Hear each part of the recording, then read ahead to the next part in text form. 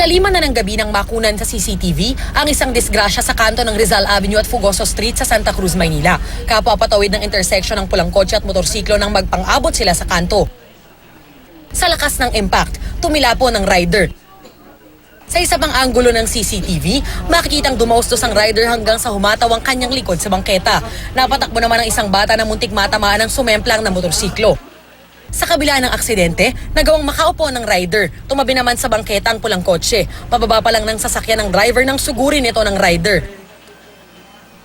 Kapansin-pansin din na may bitbit na baril ang rider. Sa halip tuloy na tuluyang bumaba, nagkulong na lang sa sasakyan niya ang driver. Ang rider naman, pinagbalingan ng galit ang sasakyan ng nakabanggaan.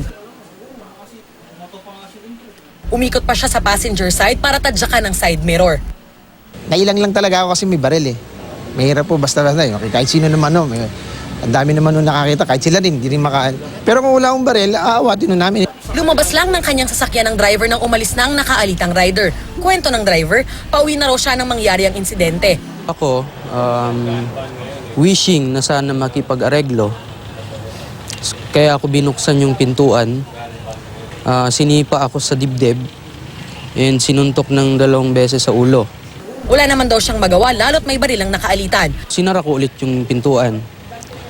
Pagkasara ko, pinagtatatadyakan yung sasakyan. Sinira yung side mirror, both sides. And then kumuha ng bato, binato yung mirror. Kasunod ng insidente, nagsumbong sa barangay ang driver. Blanco pa sa ngayon ng mga otoridad sa pagkakakilanlan ng rider habang patuloy na iniimbestigahan ang insidente. Darlene Kai, GMA News.